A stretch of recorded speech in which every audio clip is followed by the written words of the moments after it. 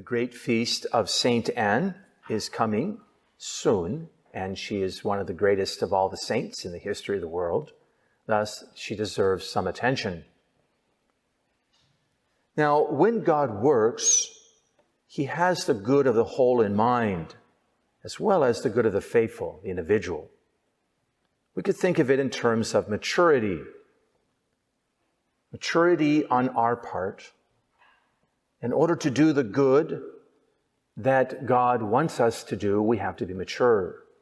Thus, he has the good of the whole in mind. Thus, he allows certain things to happen that are for our maturity. Now, one of the parables that helps us see this is the parable of the weeds and the wheat. This decision of the Lord to allow the weeds and the wheat to grow up together seems contrary to our human way of thinking. Why punish the good by having them grow up next to the bad? The faithful next to the unfaithful. Sometimes even in the same pews, in the same parish, same family. What's going on there? So in order for the good grain to reach full maturity without failing, God allows the weeds to continue. Once again, he has a bigger view in mind than we do. We can understand everything that God does. God has our ultimate maturity in mind. So maturity is an essential trait for the servant of God. In a way, that is what we are doing here on earth. And so we could define maturity as coming to the full stature of Christ, becoming another Christ. One could also think of it sort of in a paradoxical way, that full maturity is actually becoming a little baby before God, such that you fit in the crib. If you fit in the crib, you're ready for heaven. Thus the gospel today. Do not hold back the little ones from me. So maturity has to do with Christ. Full maturity is come to full stature in Christ. Now, why did God make Saints Joachim and Anne wait to receive a child? Well, apart from the significance of their age and sterility being linked to the Old Testament, they were a type. They represented the Old Testament, that it was sterile and something needed to happen. Thus God intervened. Thus we have them in old age having a child. That's true. But we can also consider that they had to reach full maturity of Christ before becoming the parents of the Blessed Virgin Mary and the grandparents of Christ himself. Let us therefore spend a little time considering a few elements of this maturity. Now, to do this, I'd like to turn to St. Paul. St. Paul says, speaking of himself, who, by the way, is the one who was inspired to use that term to come to full stature in Christ. St. Paul says, we hold this treasure in earthen vessels, that the surpassing power may be of God and not from us. So true maturity is humble. The humble person knows the truth about himself, that he is mere earthen vessel. He knows his place and he takes his place. Once again, he becomes a little baby before God. I am nothing, I can do nothing, I am worth nothing. But with you, I can do all things. Saints Joachim and Anne were humbled before God. They knew that all power came from him, that ultimately he gave life and he took life as he saw fit. Thus, they abandoned themselves to his will, in prayer especially. That's maturity. You can see an immature person, they often get out of their place very easily. They make demands upon others that they have no right to make. They make statements that are beyond their capacity. They make judgments all the time that are not theirs to make. That's an immature person. We'll go on. St. Paul says, we are afflicted in every way, but we're not constrained. So the mature person is detached. It's one of the hardest things to do in this life, is detachment. It's one of the themes of St. John of the Cross. Detachment, detachment, detachment. One could call him the doctor of detachment. If you read his works, it's like a thread that weaves all the way through. Let go. It's hard. And this is why the mature are not constrained. An attached person reacts to affliction.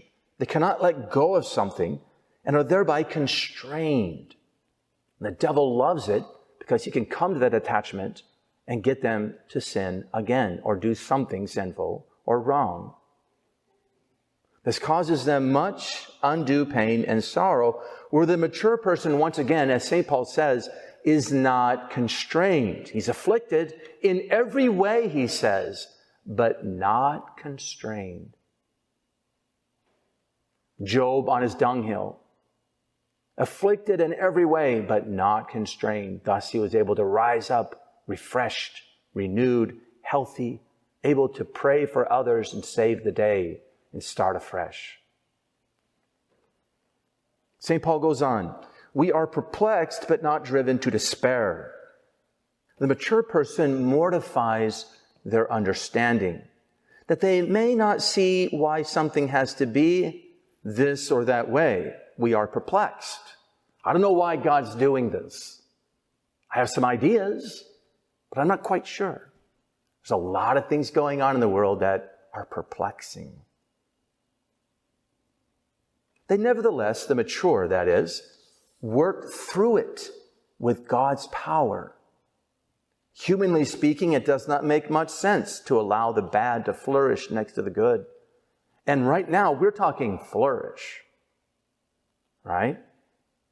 But this is something God has decided, allowed, permitted, and we can try to have the permissions revoked, which is wise. But the mystery behind the permissions, why is God? I don't know. Allowed these wheat to grow up in so much weed.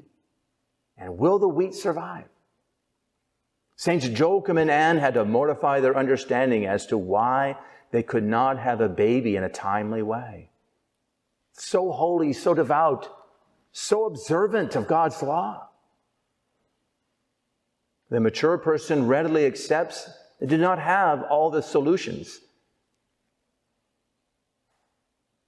And they may be wrong as well when they think they do. Once again, they're perplexed, but not driven to despair. St. Paul goes on, we are persecuted, but not abandoned. The mature person, when wounded, looks up to the top of the mountain to see the Christ. He looks to the stations of the cross, in other words, to see the Christ slain from the foundation of the world. They know they're not abandoned. He is there dying even now, as it were, in the Mass, represented for us today. And we may ask, where are you? St. John did, St. John of the Cross. Where are you? Where are you? In his narrow cell, imprisoned and dying of hunger. They may cry out at times, where are you?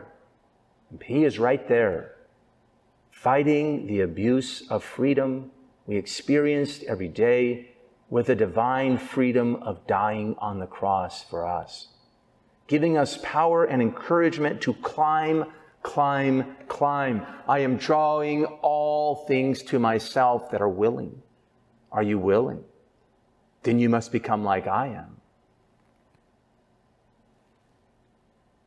Thus, St. Paul adds, we are always carrying about in the body the dying of Jesus, so that the life of Jesus may be manifested in our body. For we who live are constantly being given up to death for the sake of Jesus, so that the life of Jesus may be manifested in our mortal flesh. Thank you, St. Paul. So the mature person seeks consolation from the crucified Christ, not from worldly sources of relief, comfort foods, comfort friends, whatever it is. When Saints Joachim and Anne could not have a child, they each prayed, and tradition has them praying where? Under a tree. Isn't it interesting? They both were praying under a tree, symbolizing the tree of life, symbolizing the cross. St. Paul goes on, we are struck down but not destroyed. The mature person profits from criticism and correction and even false accusations and rejection. They're not destroyed, not crushed. They're not, I'm getting out of here, I'm sick of you, that kind of thing. I'll show you. Nope. They're struck down, but they are not destroyed. The tradition of Saints Joachim and Anne holds that they were ridiculed for being barren, even by their own. Very much like St. Anne's namesake, Hannah, of the Old Testament, before she had Samuel, the great prophet. It is held by Venerable Mother Mary of Agreda that even those in her house, her own servants, were ridiculing her, mocking her, in her pregnancy even, after she had a child. Oh, you're the sport of a demon, they would say of her. How cruel. But how kind and mature was St. Anne in dealing with these people. We're struck down, but not destroyed. And finally, St. Paul says, everything indeed is for you. The mature person works not for himself, but for the good of others. First for Christ, first for God, and then for his church, and then for his fellow man, his spouse, his children, his parish, whatever it is. Like her namesake Hannah of Old Testament, St. Anne gave her most beloved child. She gave her most beloved offspring, the most beautiful creature God ever made, the Blessed Virgin. She gave her over to the temple at the age of 3. Can you imagine how hard that would be? You've only had this treasure of treasures for 3 years, and you're going to give her up to the temple? Detachment, detachment, detachment. She gave her back to God for the good of all men. Thank you, St. Anne. Everything indeed is for you. That's maturity. With these saints and all the saints, let us seek full maturity, full stature in Christ, for the sake of God and his church. In the name of the Father, and the Son, and the Holy Ghost. Amen.